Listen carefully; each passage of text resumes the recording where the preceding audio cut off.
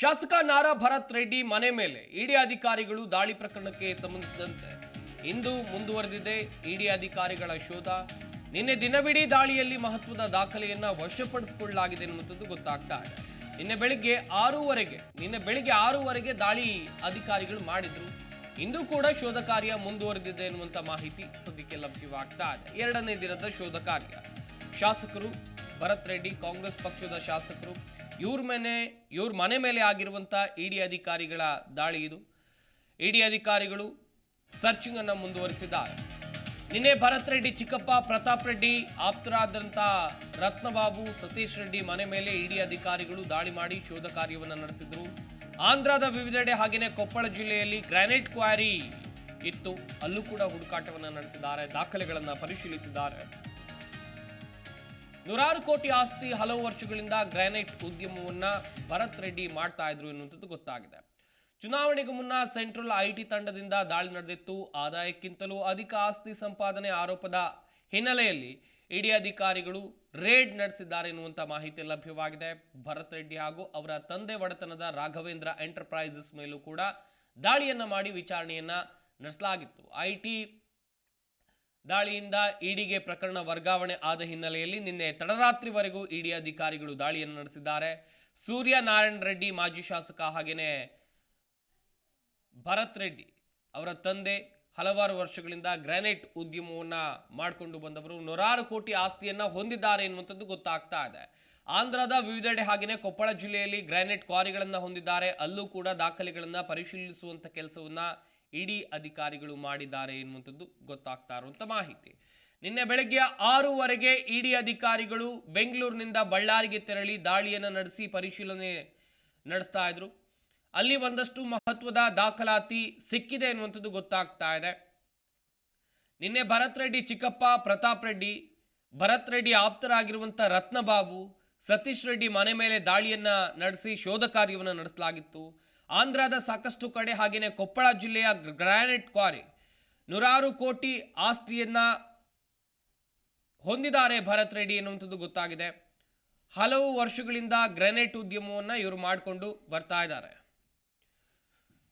ಮಾಹಿತಿ ಕೊಡ್ತಾರೆ ಬಳ್ಳಾರಿ ಜಿಲ್ಲೆಯ ಪ್ರತಿನಿಧಿ ವೀರೇಶ್, ಫೋನ್ ಸಂಪರ್ಕದಲ್ಲಿ ಜಾಯ್ನ್ ಆಗ್ತಾ ಇದ್ದಾರೆ. ವೀರೇಶ್, ಶಾಸಕ ನಾರಾ ಭರತ್ ರೆಡ್ಡಿ ಮನೆ ಮೇಲೆ ಇಡಿ ಅಧಿಕಾರಿಗಳು ನಿನ್ನೆ ಬೆಳಿಗ್ಗೆ 6ವರೆಯಿಂದಲೂ ಕೂಡ ಶೋಧ ಕಾರ್ಯವನ್ನು ನಡೆಸ್ತಾ ಇದ್ದಾರೆ. ಏನೆಲ್ಲ ಮಹತ್ವದ ದಾಖಲಾತಿಗಳು ಅಲ್ಲಿ ಪತ್ತೆಯಾಗಿದೆ? ಸಂಪತ್, ಪ್ರಮುಖವಾಗಿ ಬಳ್ಳಾರಿ ನಗರ ಶಾಸಕ ನಾರಾ ಭರತ್ ರೆಡ್ಡಿ ಮನೆ ಮತ್ತು ಕಚೇರಿ ಮೇಲೆ ನಿನ್ನೆ 6:30 ದಾಳಿ ನಡೆಸಿದ ಪ್ರಕರಣಕ್ಕೆ ಸಂಬಂಧಿಸಿದಂತೆ ಇಂದು ಸಹ ಇಡಿ ಅಧಿಕಾರಿಗಳು ದಾಳಿಯನ್ನ ಮುಂದುವರಿಸಿದ್ದಾರೆ. ಕಳೆದ 24 ಗಂಟೆ ಮುಗಿದರೂ ಕೂಡ ಇಡಿ ಅಧಿಕಾರಿಗಳು ನಿರಂತರವಾಗಿ ದಾಖಲಾತಿಗಳನ್ನ ಪರಿಶೀಲನೆ ಕೂಡ ನಡೆಸ್ತಾ ಇದ್ದಾರೆ. ನಿನ್ನೆ ದಿನವಿಡೀ ನಡೆದ ದಾಳಿಯಲ್ಲಿ ಮಹತ್ವದ ದಾಖಲೆಗಳು ಕೂಡ ಇಡಿ ತಂಡದ ಅಧಿಕಾರಿಗಳು ಕಲೆ ಹಾಕಿದ್ದು, ಏನು ನಿನ್ನೆ ನಾರಾ ಭರತ್ ರೆಡ್ಡಿ ಅವರ ಚಿಕ್ಕಪ್ಪ, ಮಾಜಿ ಬುಡಾಧ್ಯಕ್ಷ ಪ್ರತಾಪ್ ರೆಡ್ಡಿ ಮತ್ತು ಶಾಸಕ ಭರತ್ ರೆಡ್ಡಿ ಆಪ್ತ ರತ್ನಬಾಬು ಮತ್ತು ಸತೀಶ್ ರೆಡ್ಡಿ ಅವರ ಮನೆ ಮೇಲೆ ಕೂಡ ದಾಳಿ ಮಾಡಲಾಗಿತ್ತು. ಇಂದು ಇನ್ನಷ್ಟು ಆಪ್ತರ ಮನೆ ಮೇಲೆ ದಾಳಿ ಮಾಡುವ ಸಾಧ್ಯತೆ ಕೂಡ ದಟ್ಟವಾಗಿದೆ. ಏನು ನಾರಾ ಭರತ್ ರೆಡ್ಡಿ ಆದಾಯಕ್ಕಿಂತ ಹೆಚ್ಚು ಅಧಿಕ ಆಸ್ತಿ ಸಂಪಾದನೆ ಆರೋಪದ ಹಿನ್ನೆಲೆಯಲ್ಲಿ ಇಡಿ ರೈಡ್ ನಡೆದಿದೆ ಎನ್ನುವ ಮಾಹಿತಿ ಸದ್ಯ ಲಭ್ಯವಾಗಿದೆ. ಸಂಪತ್, ಏನು ಚುನಾವಣೆಗೆ ಮುನ್ನ ಸೆಂಟ್ರಲ್ ಐಟಿ ತಂಡದಿಂದ ದಾಳಿ ಕೂಡ ನಡೆದಿತ್ತು. ಭರತ್ ರೆಡ್ಡಿ ಮತ್ತು ಅವರ ತಂದೆ ಒಡೆತನದ ರಾಘವೇಂದ್ರ ಎಂಟರ್ಪ್ರೈಸಸ್ ಮೇಲೆ ದಾಳಿ ಮಾಡಿರುವ ವಿಚಾರಣೆ ಕೂಡ ನಡೆಸಿತ್ತು. ಏನು ಐಟಿಯಿಂದ ಇಡಿಗೆ ಪ್ರಕರಣವನ್ನ ವರ್ಗಾವಣೆ ಮಾಡಿದ ಹಿನ್ನೆಲೆಯಲ್ಲಿ ನಿನ್ನೆ ತಡರಾತ್ರಿಯವರೆಗೂ ಇಡಿ ಅಧಿಕಾರಿಗಳು ದಾಳಿ ನಡೆಸಿ ಒಂದು ಮಹತ್ವದ ದಾಖಲೆಗಳನ್ನು ಕೂಡ ಕಲೆ ಹಾಕಿದ್ದಾರೆ ಎಂಬ ಮಾಹಿತಿ ಸದ್ಯ ಲಭ್ಯವಾಗಿದೆ. ಏನು ಸೂರ್ಯನಾರಾಯಣ ರೆಡ್ಡಿ ಅವರು ಮಾಜಿ ಶಾಸಕರು ಮತ್ತು ನಾರಾ ಭರತ್ ರೆಡ್ಡಿ ಅವರ ತಂದೆಯವರು ಕೂಡ ಆಗಿದ್ದಾರೆ. ಹಲವಾರು ವರ್ಷಗಳಿಂದ ಗ್ರಾನೈಟ್ ಉದ್ಯಮವನ್ನು ಮಾಡಿಕೊಂಡು ಕೂಡ ಬಂದಿದ್ದಾರೆ. ನೂರಾರು ಕೋಟಿ ಆಸ್ತಿ ಕೂಡ ಹೊಂದಿದ್ದಾರೆ. ಆಂಧ್ರ ಪ್ರದೇಶದ ವಿವಿಧೆಡೆ ಮತ್ತು ಬಳ್ಳಾರಿ ಜಿಲ್ಲೆ ಮತ್ತು ಕೊಪ್ಪಳ ಜಿಲ್ಲೆಗಳು ಕೂಡ ಗ್ರಾನೈಟ್ ಕ್ವಾರಿಗಳನ್ನ ಹೊಂದಿದ್ದಾರೆ. ಸಂಪತ್, ವೀರೇಶ್, ಮಾಹಿತಿ ಕೊಡ್ತಾ ಇದ್ರಿ, ಸಾಕಷ್ಟು ಕಡೆಗಳಲ್ಲಿ ಗ್ರಾನೈಟ್ ಉದ್ಯಮವನ್ನು ಹೊಂದಿದ್ದಾರೆ. ಇಲ್ಲಿ ಭರತ್ ರೆಡ್ಡಿ ಅವರಿಗೆ ಮುಳುವಾಗಿದ್ದು ಈ ಗ್ರಾನೈಟ್ ಉದ್ಯಮದ ವ್ಯವಹಾರನ ಹೇಗೆ? ಸಂಪತ್, ಕಳೆದ ಹಲವಾರು ವರ್ಷಗಳಿಂದ ದೇಶದಲ್ಲೇ ನಂಬರ್ 1 ಸ್ಥಾನದಲ್ಲಿರ್ತಕ್ಕಂಥ ರಾಘವೇಂದ್ರ ಎಂಟರ್ಪ್ರೈಸಸ್ ಮೂಲಕ ಇಡೀ ದೇಶಾದ್ಯಂತ ಏನು ಗ್ರಾನೈಟ್ ಉದ್ಯಮಗಳನ್ನ ಹೊಂದಿ ಇಡೀ ದೇಶಕ್ಕೆ ಒಂದು ರಫ್ತುಗಳನ್ನ ಮಾಡುತ್ತಿದ್ದಂತ ಹೇಳ್ಬೋದು. ಏನು ಕಳೆದ ವಿಧಾನಸಭಾ ಚುನಾವಣೆಯಲ್ಲಿ ಹುಟ್ಟುಹಬ್ಬ ನಿಮಿತ್ತ ಅಂತ ಹೇಳ್ಬಿಟ್ಟು ಮನೆ ಮನೆಗೆ ಕುಕ್ಕರ್ ಹಂಚಿದ್ದು, ಜೊತೆಗೆ ಸಾಕಷ್ಟು ರೀತಿಯಲ್ಲಿ ಜನರ ಮತಗಳನ್ನ ಸೆಳೆಯುವ ನಿಟ್ಟಿನಲ್ಲಿ ಸಾಕಷ್ಟು ರೀತಿಯಲ್ಲಿ ದುಡ್ಡು ಕೂಡ ಹಂಚಿದ್ದು ಮೇಲ್ನೋಟಕ್ಕೆ ಕಂಡು ಬಂದಿತ್ತು. ಈ ಹಿನ್ನೆಲೆಯಲ್ಲಿ ಕಳೆದ ವರ್ಷನೇ ಏನು ಐಟಿ ಅಧಿಕಾರಿಗಳು ದಾಳಿ ನಡೆಸಿ ಒಂದು ಮಹತ್ವದ ಪೂರ್ಣ ದಾಖಲೆಗಳನ್ನ ವಶಪಡಿಸಿಕೊಂಡು ಒಂದು ಪ್ರಕರಣವನ್ನ ಕೂಡ ದಾಖಲು ಮಾಡಿದ್ರು. ಆ ಪ್ರಕರಣವನ್ನ ಈಗ ಈಡಿಗೆ ವರ್ಗಾವಣೆ ಮಾಡುವ ಮೂಲಕ ಇನ್ನಷ್ಟು ಮಾಹಿತಿಯನ್ನ ಕಲೆ ಹಾಕಿದ್ದಾರೆ. ಏನು ನಿನ್ನೆ ನಡೆದಂತ ಒಂದು ವಿಚಾರಣೆ ವೇಳೆ ಏನು ರಾಘವೇಂದ್ರ ಎಂಟರ್ಪ್ರೈಸಸ್ ಮಾಲೀಕರಾದಂತ ಮಾಜಿ ಶಾಸಕ ಸೂರ್ಯನಾರಾಯಣ ರೆಡ್ಡಿ ಅವರ ಕಚೇರಿಯಲ್ಲಿ 500 ರೂಪಾಯಿ ನೋಟಿನ ಕಂತೆ ನೋಟುಗಳನ್ನು ಸಿಕ್ಕಿವೆ. ಅದರ ಜೊತೆಗೆ ಇಂದು ಕೂಡ ಸಾಕಷ್ಟು ಅವರ ಆಪ್ತರ ಮನೆ ಮೇಲೆ ದಾಳಿ ಆಗುವ ಸಾಧ್ಯತೆ ಕೂಡ ದಟ್ಟವಾಗಿದೆ. ಸಂಪತ್, ಥ್ಯಾಂಕ್ ಯು ವೀರೇಶ್ ತಮ್ಮೆಲ್ಲ ಡೀಟೇಲ್ಸ್ಗಾಗಿ.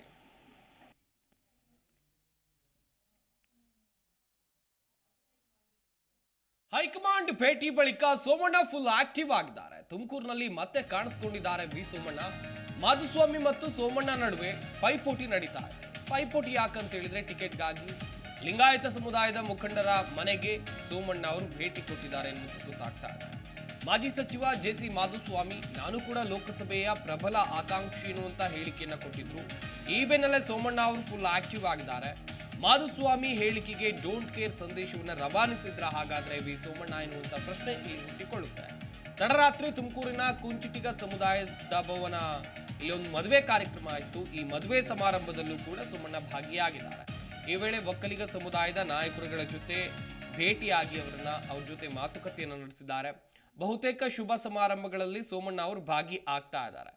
ಹಾಗೇನೆ ಇಲ್ಲಿ ಸ್ಪರ್ಧೆಯ ಸುಳಿವನ್ನ ಸೋಮಣ್ಣ ಅವರು ನೀಡಿದ್ರಾ ಎನ್ನುವಂತ ಪ್ರಶ್ನೆಗಳು ಕೂಡ ಹುಟ್ಟಿಕೊಳ್ಳುತ್ತೆ. ಸರ್ವೇ ಸಾಮಾನ್ಯ. ಯಾಕಂತ ಹೇಳಿದ್ರೆ ಸೋಮಣ್ಣ ಅವರು ವಿಧಾನಸಭೆ ಚುನಾವಣೆ ಮುಗಿದ ಬಳಿಕ 2 ಕ್ಷೇತ್ರದಲ್ಲಿ ಸ್ಪರ್ಧೆಯನ್ನ ಮಾಡಿ ಸೋತಿದ್ರು.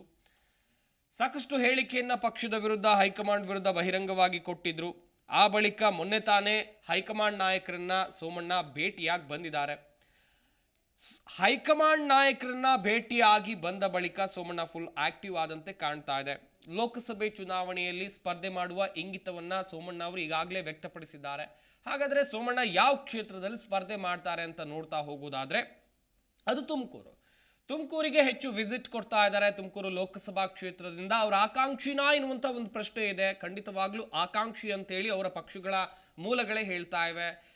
ಈ ಹಿಂದೆ ಸಿದ್ಧಗಂಗಾ ಮಠ ಆಗಿರಬಹುದು, ಅಲ್ಲಿನ ಹಾಲಿ ಸಂಸದರಾಗಿರಬಹುದು, ಅವರ ಜೊತೆಗೂ ಕೂಡ ಉತ್ತಮ ಒಡನಾಟವನ್ನ ಸೋಮಣ್ಣ ಅವರು ಹೊಂದಿದ್ದಾರೆ.